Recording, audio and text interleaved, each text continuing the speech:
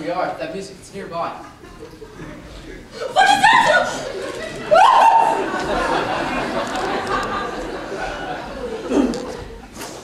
It's just a rat. Just a slimy, filthy, disgusting rat. Oh, thank goodness.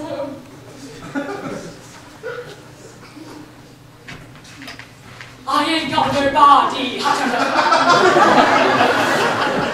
Igor, Frederick! You frightened me. How did you get down here? I heard some music, so I followed down. And it wasn't you playing that violin? I don't play violin, I only play French horn. Since there must have been somebody else down here. Aren't there any lights in this place? Well, there are these nasty-looking switches, but you're at the risk of instant electrocution. Give it a shot. There goes nothing.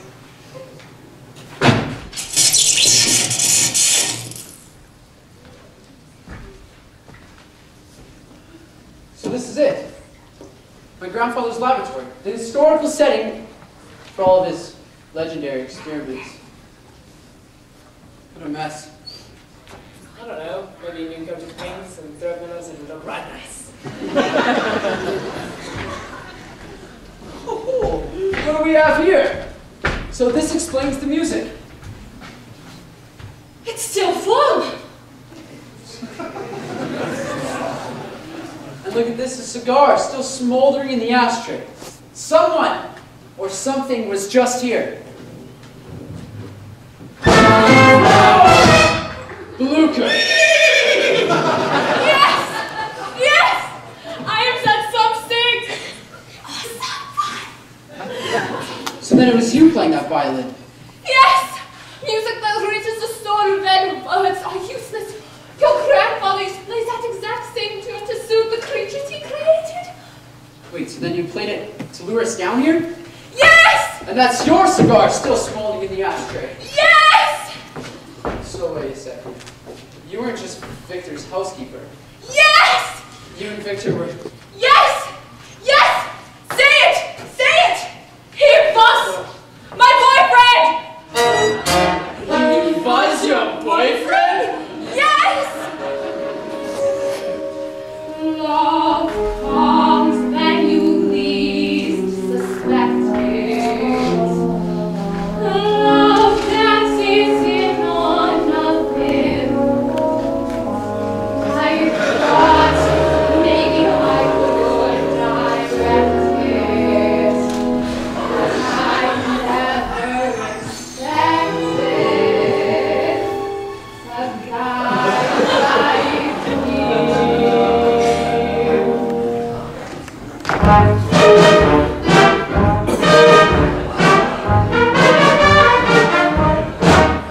He was a bully, a love brute. He was as crazy as a brute. Still I didn't give a hoot. He was my boyfriend. With every woman he would flirt, he always treated me like dirt. I was happy to be hurt. He was my boyfriend. I was as pure as a virgin meadow, lying with Victor in the glow. Then he turned to me, that charmer, whispered that play farmer, and kissed me till the cows came home.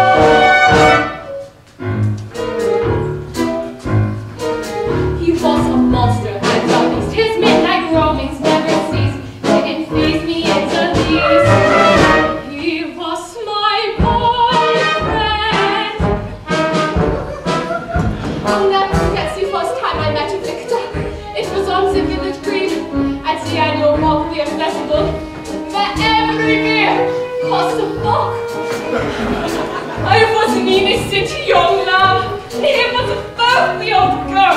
Ew! We were made for each other. All of a sudden, he took out his paraphernalia and shouted, "Let's play croquet!"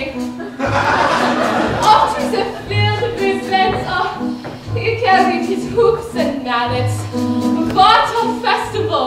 Fun and games all day long. archery, badminton, potato sack. Oh, Victor wanted three-legged race. Always my help, of course. It was love at first sight. He was the one that I gave my heart to, but we never met even so. If I mentioned wedlock, he put me in a headlock, and when I asked to be his wife, he stabbed me with the kitchen knife. After that, it's a good time to go.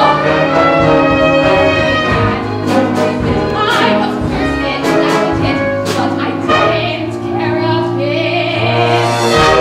He was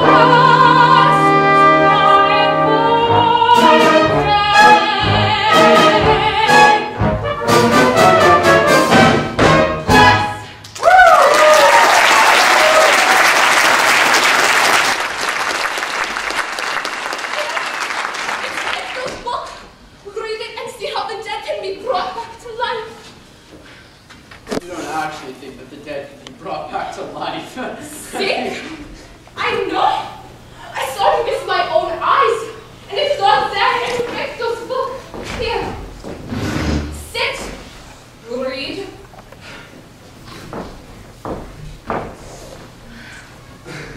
It's a creative title. How I Did It by Victor Frankenstein. Ridiculous. As I began my experiments, I came to realize that creating life after death would be difficult. But with a little luck, it could work. Oh, preposterous.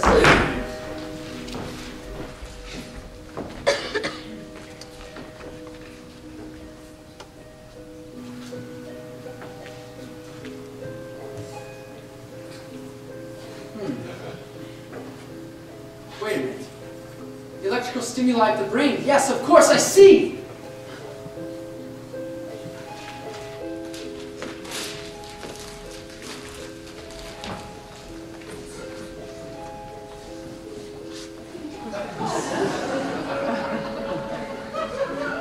Change the poles from plus to minus and from minus to plus. Of course!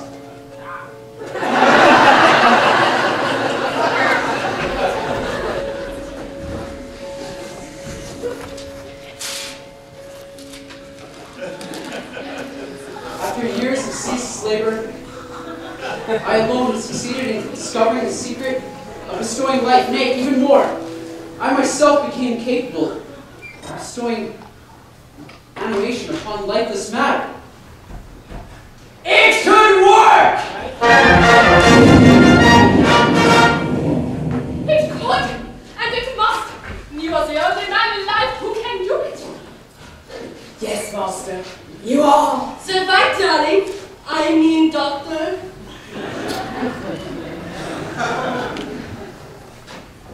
I don't know. Am I going to attempt it? Am I? Yes, of course I'm going to attempt it. But first, Ivor, we've got to find a brain. I want you to give me the brain of the late Hans Delbruck, one of Europe's finest thinkers, a scholar and a saint. Don't you mean Hans? No, I want his brain. And once we have that brain, oh, what is it my grandfather's book says? As the tininess of human parts were a great hindrance to my speed, I decided, therefore, to make the creature of a gigantic stature. Of course, that would simplify everything. That would mean his hands, his feet, his organs would all be of great size. Exactly.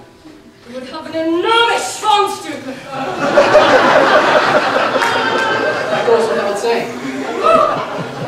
It would be quite popular.